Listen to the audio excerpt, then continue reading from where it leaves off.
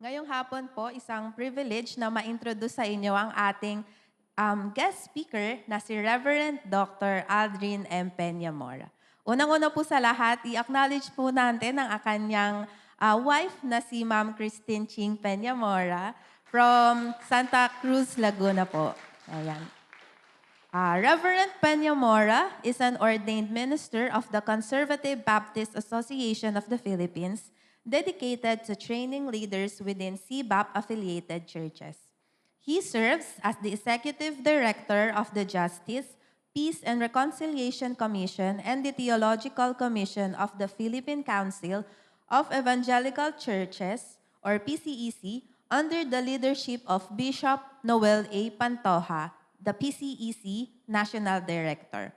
He is also the Executive Director of the Center of the Study of Christian-Muslim Relations and the Program Director of the PhD in Peace Studies at the Asia Graduate School of Theology, International Graduate School of Leadership, or AGST-IGSL.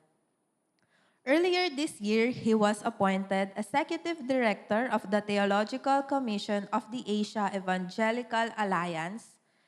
Reverend Peñamora teaches systematic theology, public theology, peace studies, and theological ethics at AGST-IGSL and the Asian Theological Seminary, or ATS, in Manila, Philippines. He has written book chapters and articles published locally and internationally and has co-edited the books Christology, Cultures and Religions, Faith and Bayan, Evangelical Christian Engagement in the Philippine Context, and Asian Christian Ethics, Evangelical Perspectives. We're so blessed to have him with us today and ready to share insights that will inspire and encourage our faith. Please join me in welcoming Reverend Dr. Aldrin M. Peñamora.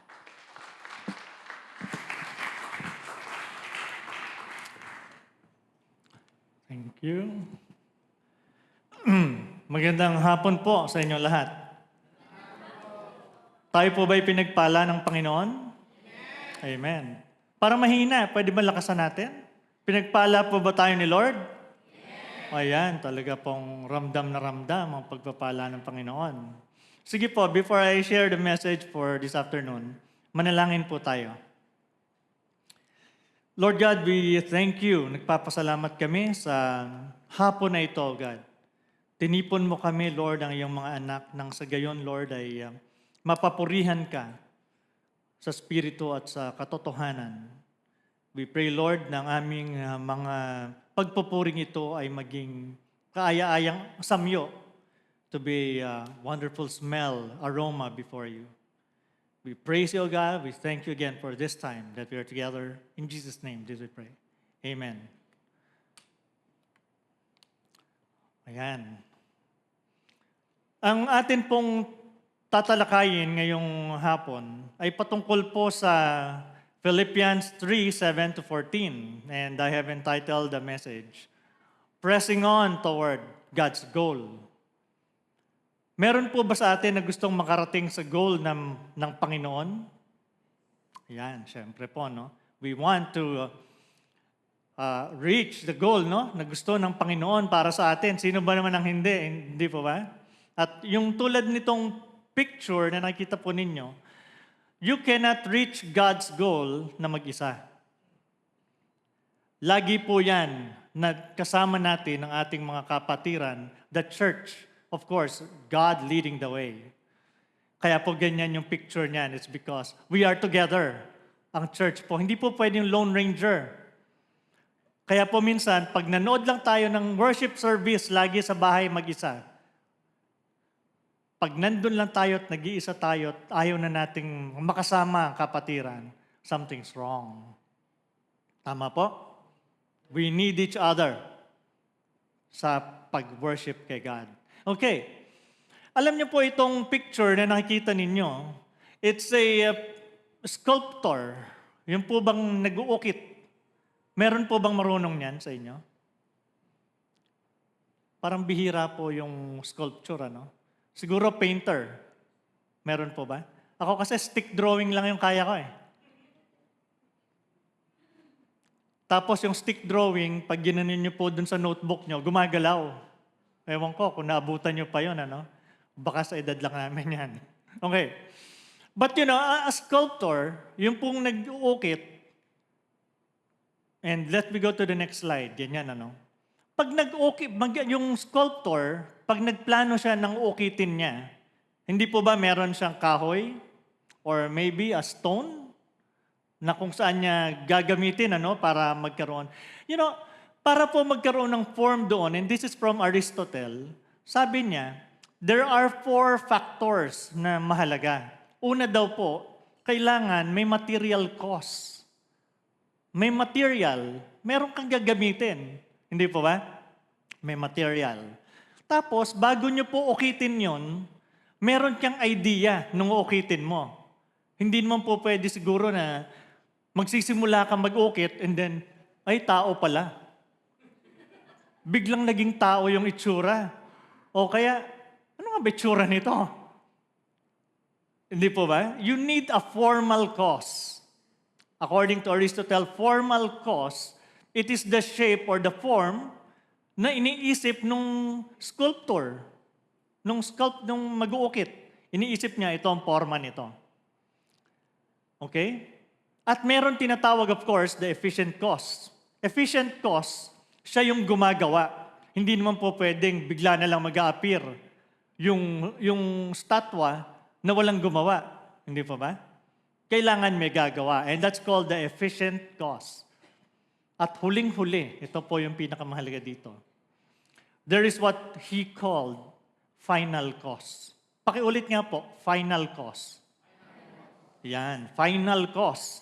Yung final cause po, yan yung layunin. Bakit ba inukit tong statwa na to? Bakit ba ginawa itong, isipin niyo po, ang hirap-hirap mag-ukit, hindi po ba? Bakit niya ginawa yon? Ipangbabato niya lang, hindi, joke. Ibebenta niya siguro. He will sell it. Or other reason. Alam niyo po, when God created you and I, nung ginawa niya po tayo, bawat isa sa atin, may purpose po kaya siya? Yes. Oo, sabi ni Pastor Jim. O baka naman ganito lang. Ano kaya gawin ko kaya si Pastor Jim? Bahala na siya kung anong gusto niya sa buhay niya. O kaya, kayo pong nandito, ako. Bahala na kayo, basta ako gagawa ako. No. Alam niyo po, ang Panginoon, ang ginagawa ni Lord, laging may plano. Amen po ba? Lahat po nangyayari sa buhay ninyo. Minsan, hindi man maganda. Hindi ko sinasabi na pag nagkasala tayo, plano ni Lord. But, even out of your sinfulness natin, nagbibigay siya ng hope. Nagbibigay siya ng magandang plan. Tama po ba? Ginagamit niya even the worst of our situations para mapaganda so that yung situation natin mapunta sa Kanya. Amen po? Okay. So, sabi po rito sa Romans 8:29, for those God foreknew, He predestined to be conformed to the image of His Son, that He might be the firstborn among many brothers and sisters. Sabi po dito, ginawa tayo ng Panginoon, pinlano niya tayo para maging kahawig ng kanyang anak na si Jesucristo. Isipin niyo po yon, mga kapatid. The Lord created you and I, ang plano po niya ay maging kawangis natin si Kristo. Amen po? So hindi po tayo ginawa na kung ano-anong plano lamang. Ginawa niya tayo para tayo ay maging kahawig, tayo ay maging katulad ng kanyang bugtong na anak na si Jesucristo. Kaya po yan ang ating pag-uusapan ngayon na pinaliwanag po doon sa Philippians through the Apostle Paul. Ready na po ba kayo? Ready na ha? Okay. Parang si Pastor Jim lang ang sumagot.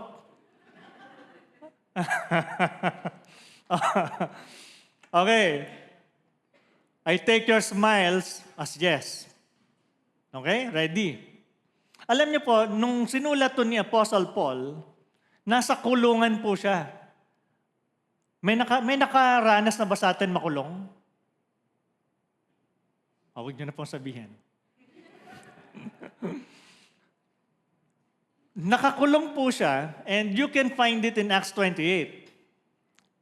Nakulong siya doon for 2 years. Isipin niyo po 2 years na nakakulong si Apostle Paul.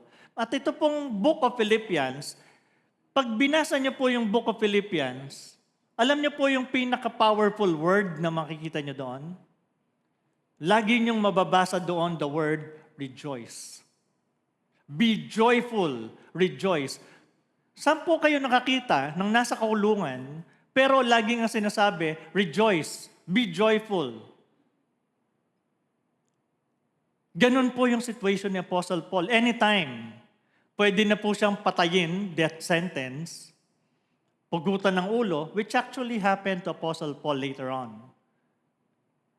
Kung hindi niyo po nabasa pa, but Apostle Paul was beheaded according to tradition, church history. Pinutulan siya ng ulo ng ni Emperor Nero. But during this time, hindi pa po siya, buhay pa siya nung nandito, and he was waiting for kung anong mangyari sa buhay niya. But he wrote the letter to the Philippian church. At lagi niyang sinasabi to encourage them. He wanted to thank the Philippian church dahil alam niyo po, yung Philippian church was founded by the Apostle Paul. Kaya pag binasa niyo yung Philippian church, isipin niyo po yon, parang ito pong Subic Bay Faith Community, yung mga nagtayo ng church na ito. Ganun po yung si Apostle Paul. He founded the Philippian church, kaya nung sumusulat siya, he was looking at the church na siya yung nagtayo. Ayan.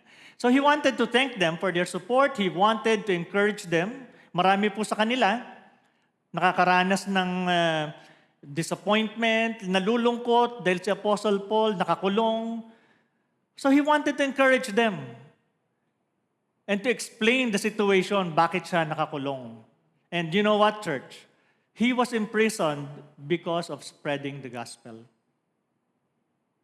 Ayan. Siguro po, hindi pa natin nararanasan yun, ano? But many Christians also, all over the world, when they go to countries na bawal mag-preach ng gospel, marami pong nakakaranas ng pagkakulong. Okay? So, yan po yung situation ni Apostle Paul. Now, pupuntahan po natin yung passage, sabi niya po rito sa verse 7, whatever were gains to me, I now consider lost for the sake of Jesus Christ. Ang sabi niya, marami siyang mga naranasan ng mga advantages sa buhay, but he is now considering them baliwala, lost daw. Para bang, alam niyo yung business, di po ba? Pag yung iba, nakatanggap ng profit, meron din minsan losses. No? Nung naranasan ni Apostle Paul, yung mga profits, yun yung mga advantages, gains to me. And so I underline, there were gains sa buhay ni Apostle Paul before. Pero, nagkaroon ng pagbabago when he knew Christ. Yung mga gains na akala niya ay mahalaga sa buhay niya, nung nakilala niya ang Panginoon, naging losses daw. Napunta dun sa debit column. Kumbaga, hindi na siya ganun ka-important. And what were these things? Sabi niya sa verses 4-6, if someone thinks they have reasons to put confidence in the flesh, I have more. Ito po yung mga criteria, yung mga accolades, the mga pinagmamalaki ng mga tao nung time ni Apostle Paul to be from the people of Israel, from the tribe of Benjamin, Hebrew of Hebrews, ito yung sabi niya.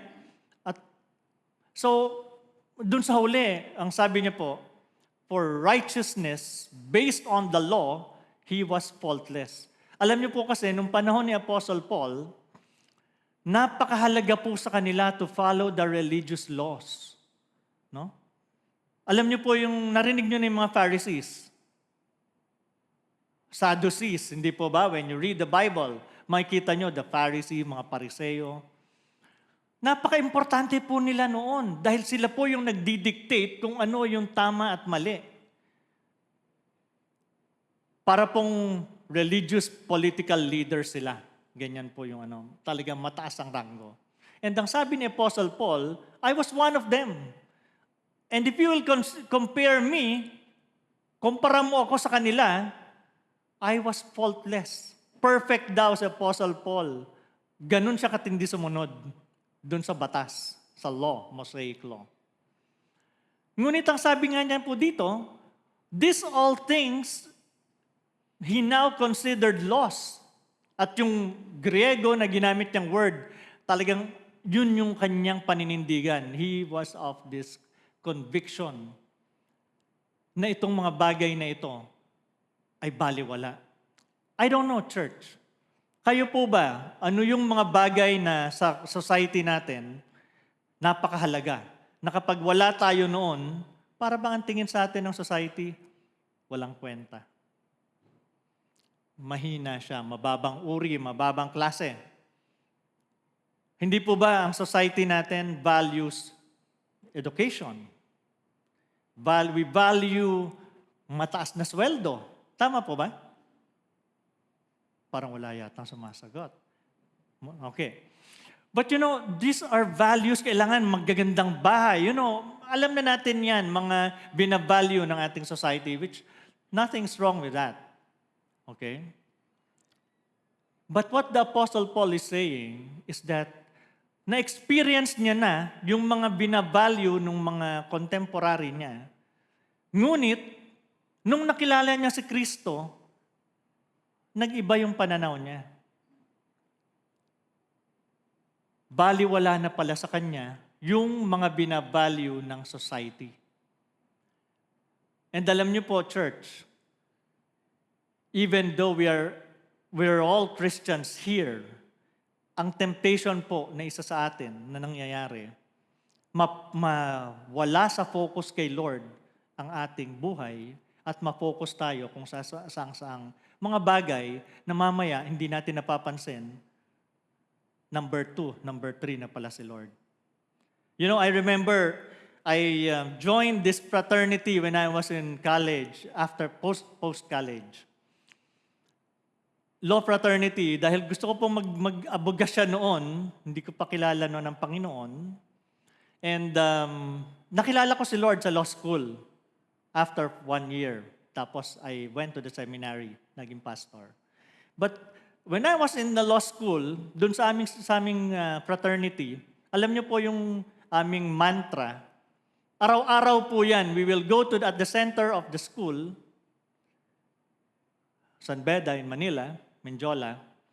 At yung aming fraternity, ang sasabihin lang namin doon, ang sasabihin ng aming leader, ano ang number 1 sa buhay ninyo? Then we will shout the name of our fraternity. Ang number 2, name of our fraternity. Number 3, name of our fraternity. Because you see, church, the world will try to direct your loyalty hindi kay Lord. Dahil ang isang mundo na hindi nakakakilala kay Lord, i-direct niya or i-distract niya tayo from our loyalty or devotion to God. Tama po ba? Kaya po, church, kailangan maging maingat po tayo in looking at our priorities and loyalties in life. Siguro po ito yung isa nating magandang matignan as we look at what Paul's attitude is in regarding dito sa ating topic na ito. So sabi niya, yung kanyang mga kababayan, mga Israelites, they all value all those things. Pero sabi ni Paul, I can testify about them that they are zealous for God. Mainit sila sa Panginoon. Mahal na mahal nila ang Panginoon. But their zeal is not based on knowledge, since they did not know the righteousness of God and sought to establish their own. They did not submit to God's righteousness. Alam niyo po kasi yung mga kasabayan ni Paul noon, you've heard of the Mosaic law, right? The law of Moses. Ang ginawa po ng mga Pariseyo, Kapag ginagawa nila yung mga batas na ito, okay, wag mong hawakan yan, gawin mo ito, mag-tithes ka, magpunta ka sa synagogue, magbasa ka ng scripture. They made that as the standard para sabihin na sila ay ligtas. Ito yung righteousness. I am right before God because I'm doing these things. Pero hindi na nila nakikita yung author ng law, who is God, hindi na nila sinasamba in spirit and in truth. Amen po, church? What I'm saying is, sometimes we are doing things, pwedeng may gawin tayo na sabihin natin, para kay Lord naman ito. Pero if we are not careful, yun pala, yung ginagawa natin sa buhay natin na maganda. Para sa pamilya ko naman ito. Para naman ito sa ikabubuti ng future namin. It may be that, yun pala, wala na tayo dun sa purpose ni Lord para sa atin. So, ito po yung sabi ni Paul. And in 2 Corinthians, similarly, sabi niya, for what was glorious has no glory now in comparison with the surprising glory. And what was transitory came with glory. How much greater is the glory of that which lasts? Marami pong mga bagay, church, na para bang ang ganda-ganda ngayon. Ang ganda-ganda tignan, gustong-gusto nating makamit. But yun pala, temporary lang. At ang nakakalungkot, marami rin, even Christians, of course, non-Christians, they will want to have these things kahit nasa paanong paraan. Kaya nyo, alam nyo, church, minsan, ang ating bayan, pag tinitignan natin, siguro ang isang masasabi natin, bakit ayaw mawala ng corruption? Bakit ang korupsyon sa bayan natin, ang tatalino ng mga Pilipinos, ang gagaling, pag nasa abroad, we are law-abiding citizens. Ang ganda ng contributions natin. You know, in other economies, pumunta ka sa Saudi, pumunta ka sa, other parts in Asia, in the US, in North America, in Europe. Ang gagaling ng Pilipino.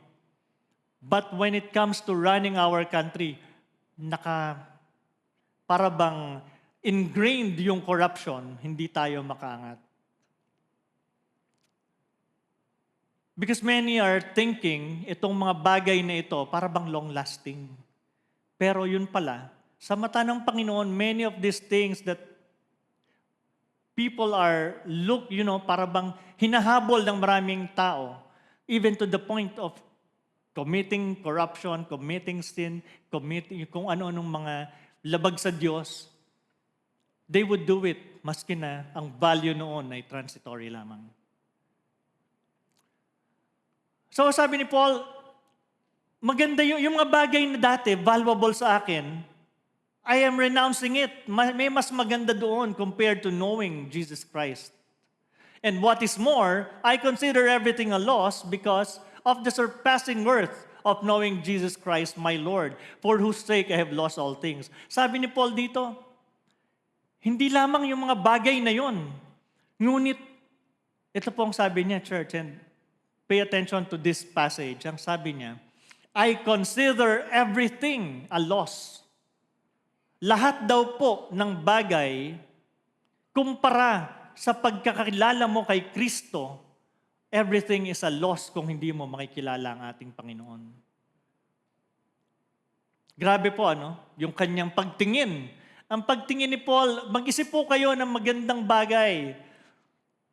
Pinakamagandang bagay na iisipin ninyo, parang si Aladdin, bibigyan kayo ng 3 wishes. Ano ba yung 3 wishes na yon? Ang sabi ni Paul, kung ano man yung wish ninyo, kung wala si Kristo, baliwala ang mga bagay na yan. And so I was also sharing this morning how I saw it with my own eyes, a woman na, she had some properties na talagang, kumbaga, hindi niya pa, kasi nagkasakit siya, hindi niya pa naayos. And so I knew her. And nung kinuha na siya ng Panginoon, gusto pa sana niya to hold on to life, but talagang hindi na, the Lord got her, pinauwi na siya ng Panginoon. And I was just reflecting how she left all her material belongings na hindi na ayos ang mga documents, things were left. Wala lang. Yung totoo po yung sinasabi natin, wala kang madadala sa langit. Wala po talaga.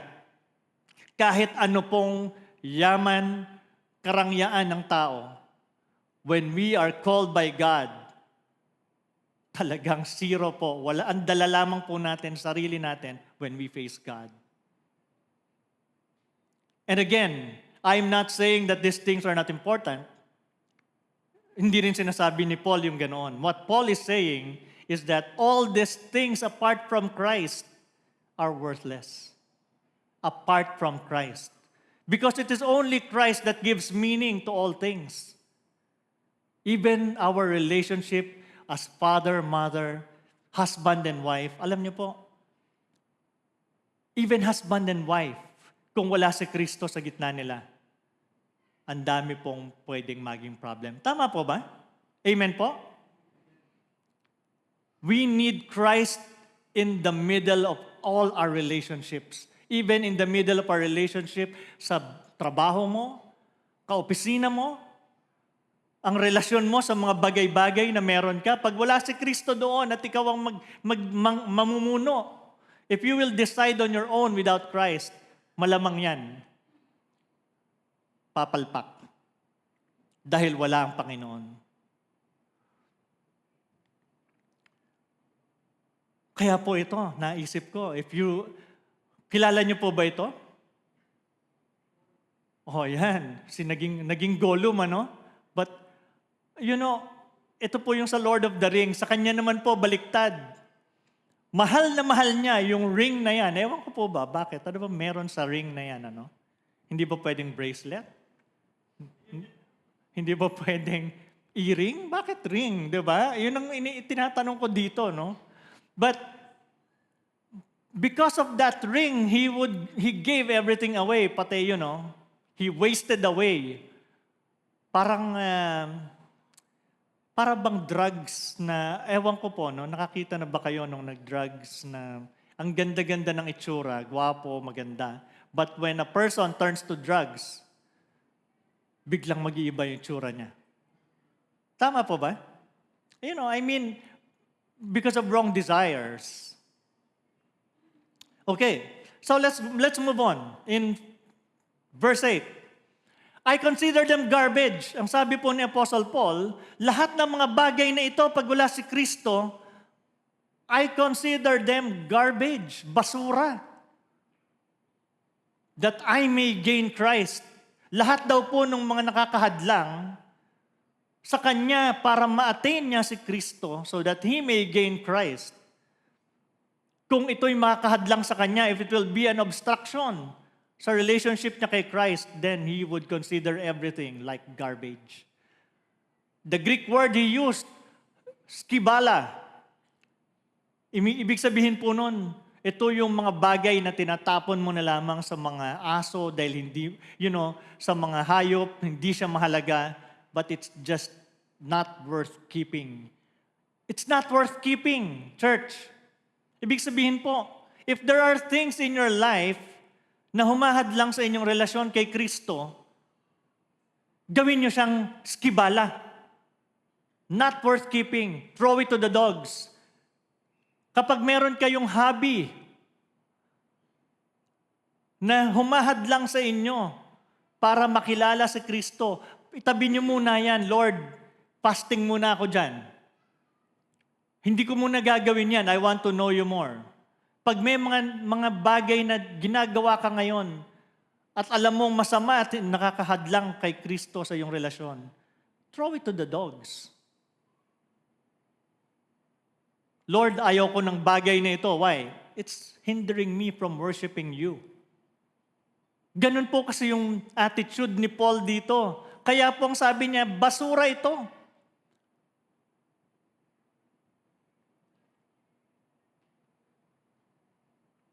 Amen po ba, church? And so, in next verse, sabi niya, and He wants to be found in Christ, not having a righteousness of my own that comes from the law, but that which is through faith in Christ. The righteousness that comes from God on the basis of faith. Now, church, ito po mahalaga. When we read the Bible and we look at verses na sinasabi ni Apostle Paul that the law is not useful, things like that, he was against. There are many verses in the Bible that the law has been superseded, para bang ang dating, hindi na natin dapat gawin yung mga bagay na yon sa law, Mosaic law.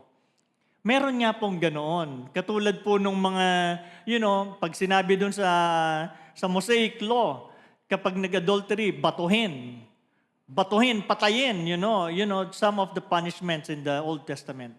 But may context po yun. I just want us to understand. Pag may nagturo po ng Old Testament hindi mahalaga, that is a wrong teaching.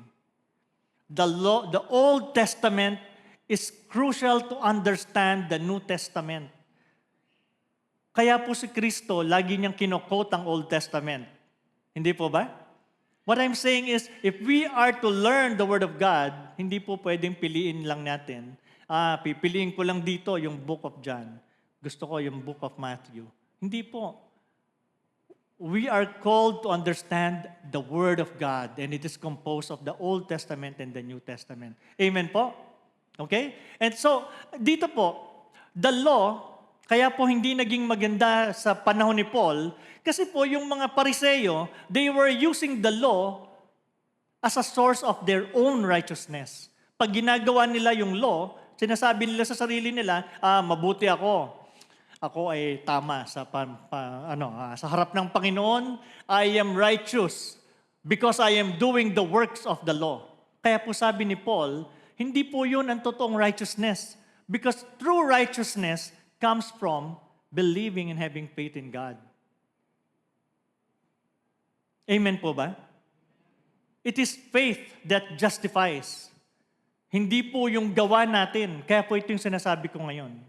What we are seeing, Paul is telling us, yung sinasabi po ni Pablo, pwede po pala na merong mga bagay na gusto ng Panginoon na gawin natin, but you can do it, pero you do it out of your own self-centered motivations.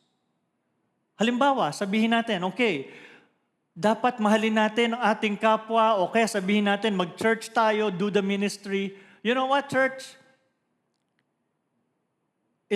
I think nasa 30 years na po ako sa ministry. 1998 when I was, became a born-again Christian.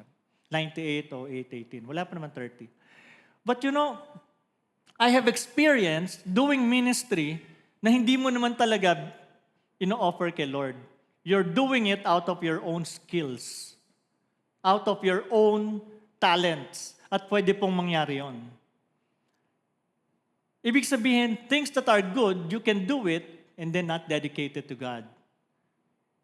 Kaya po mag-ingat tayo. What Paul is saying here is that even the skills that you have, do the ministry, but it's not out of your own skills, out of your own talents. It is only because God is working through you. Ayan. So, let's go on. In Philippians 3:10-11, sabi po ni Paul, I want to know Christ, to know the power of His resurrection, and to participate in His sufferings, becoming like Him in His death, and so somehow attaining to the resurrection of the dead. Sabi ko nga po kanina kay Pastor Jim, medyo mabigat itong passage na to. I need another 40 minutes. Kaso sabi niya talaga, may timer eh. But look at this passage intently. Ito po yung kanina, yung sabi natin dun sa sculpture, the final cause, ang ultimate na layunin ng Panginoon para sa atin. Why did He create you and I? Ba't niya tayo ginawa? Ito po ang sagot ni Paul. So that we may know Christ. We may know Christ, the power of His resurrection, to participate in His sufferings, to become like Him in His death and so to somehow attain to the resurrection from the dead. Kung meron po tayong isipin, ano nga bang goal ko sa buhay? Ang goal ko ba sa buhay maging parang si Bill Gates lang? Bill Gates lang. Parang mahirap na ngayon, maging Bill Gates lang. But, ano ba yung goal natin? Magkamit ng mga accolades, awards? Again, I'm saying, these are not bad in itself. Hindi po masamang mga mangarap or ipag-pray, mag-excel tayo sa ating ginagawa. But what again I want to emphasize, Paul is saying, is if you cut off God from your ambition. At alam niyo po, many times, when you allow God to work in your life, makikita niyo many of your ambitions, hindi pala yun ang gusto ng Panginoon para sa inyo. When you allow God to work in your life, makikita ninyo, dati gustong-gusto ko yung bagay na yon. But ngayon, dalawa na ang gusto ko, hindi, joke lang. But He will reorient you.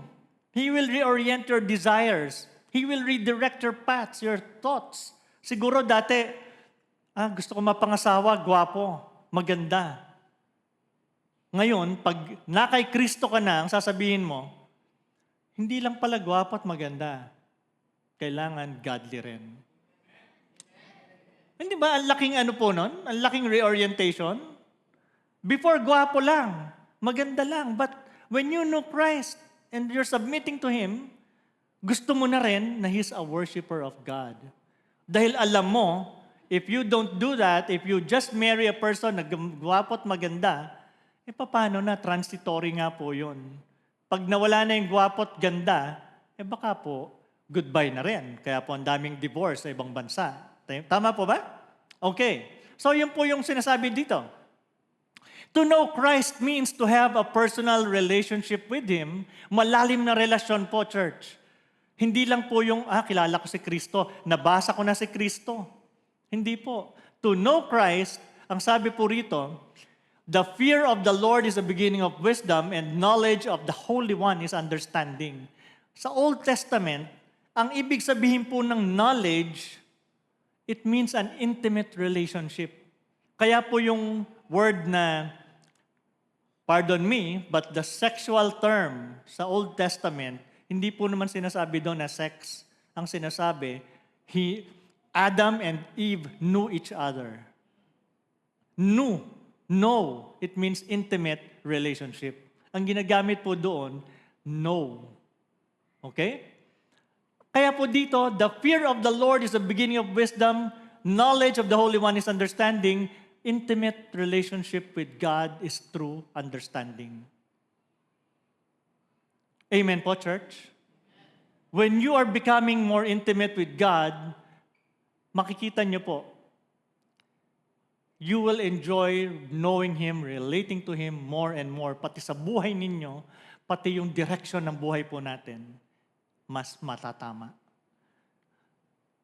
Sabi po rito, 2 Corinthians 3:18, we all who with unveiled faces contemplate the Lord's glory are being transformed into His image with ever-increasing glory, which comes from the Lord, which is the Spirit. Sabi po rito ni Paul, with unveiled faces contemplate the Lord's glory. Yung Lord's glory po doon si Kristo. We contemplate Christ. Alam niyo po yung idea dito ng contemplation. It's like looking into a mirror. That's why I have the mirror there. May salamin po. At habang nakatingin kayo sa salamin, which is Christ, makikita ninyo yung reflection ni Christ sa salamin, hinuhubog tayo at nagiging kahawig natin si Kristo. So, ang sinasabi po ng Biblia, as we contemplate the Bible, as we contemplate the words of God in the Bible, as we contemplate who Jesus Christ is, hindi lamang po ito intellectual knowledge. Alam ko na, pwede na akong kailangan okay na ako magturo. That's great. But you know, the purpose of knowing God through the Bible is that you and I may be conformed into His image. Secondly, to know the power of His resurrection and participation in His sufferings. Yan po yung pangalawa. Una, to know Christ, relationship. Pangalawa, mag-participate tayo dun sa mga masasakit, sa mga pinaghihinagpisan ni Kristo, maghinagpis din tayo.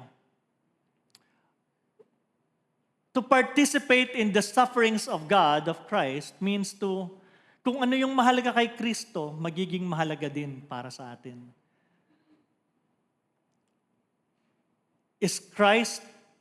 Does God care for the lost? Tama po ba? God cares for the lost? Yung puso po ba natin, do we also care for the lost? Or pag may nakikita tayong hindi nakakakilala kay Kristo, ay mabuti nga sa Kanya. Hindi ka kasi nakakakilala kay Kristo, but we're not doing anything to para po ipakilala si Kristo sa kanila. Ang Panginoon po, church, naghihinagpis siya kapag nakakakita siya ng mga taong nire-reject siya. Kaya po nawa, ganun din tayo, magkaroon din tayo ng concern, ng deep care for the unbelievers. Because we were unbelievers once. Tama po ba? We were unbelievers once. Pangatlo, becoming like Him in His death and so somehow attaining to the resurrection from the dead. And again, the cross. When we speak of the cross, it means self-denial. Magiging, ang self natin, napakalakas ng power eh. Para bang minsan, gusto natin, lagi tayo nakapronta eh. Kaya po uso yung tinatawag natin epal. Tama ba? Yung epal po, kahit hindi siya ang gumawa, gusto niya siya yung nakakaani nung papuri. It's because madali mag-epal eh. But the cross teaches us to deny ourselves so that Christ can be formed in us. Para po siya yung maitaas sa ating buhay. So, lastly, sinasabi po ni Paul dito, not that I have obtained all this or have already arrived at my goal, but I press on to take hold, to aggressively take down that for which Christ Jesus took hold of me. In this last passage na ating titignan, ang sabi po ni Paul, gusto ko pang makilala si Kristo, ngunit para po mangyari yon, He is aggressively pressing on. Hindi po ito tsamba-tsamba. Para po makilala natin ang Panginoon, magkaroon tayo ng malalim na relasyon sa Kanya, we should be ready to press on. Alam niyo po, athletic yung rito eh. Yung dating po nito parang athlete. Tumatakbo, yung mga nagpapawis para ma-achieve niya yung destination. Talaga pong pinaghihirapan, church. Hindi po yung maglalakad lang. Okay lang. Kung makilala ko si Kristo, hindi balen, okay lang yan. Save na naman ako. And you know what, church? Yung word na yon, save na naman ako. I'm already saved. Tama na yon. That is the sin of this generation. Saved na naman ako, okay lang yan. You were not saved just to be saved. You were saved by God. You and I were saved by God so we may know Him more. And that takes work. That takes, sabi po sa Philippians, work out your salvation with fear and trembling. Kaya, mga kapatid, if there is one thing that Paul wants us to learn, gusto niyang makilala natin siya ng lubos. And it takes straining, it takes working for it. Huwag tayong makumpiyansa sa kinalalagyan natin spiritually sa Kanya. Amen po ba? Because He wants to have a deeper relationship with you and I. And that takes a lot of courage, a lot of work, straining, so that we can reach the goal. Amen? Let's all bow down our heads in prayer. Maraming salamat po, Panginoon, sa araw na ito. Sa oras na binigay ninyo sa amin nang kami ay makilala ka pa ng husto. Dalangin namin, O God, let your Holy Spirit guide us powerfully to work in our hearts. Nang sa gayon, Lord, ang aming mga priorities ay maitama to be directed more toward you. At lahat ng mga obstructions, lahat ng mga pumipigil sa amin, humaharang para magkaroon ng tamang relasyon sa iyo, Lord. Kayo na po ang magtanggal, Panginoon. We thank you, O God. We praise you in Jesus' name.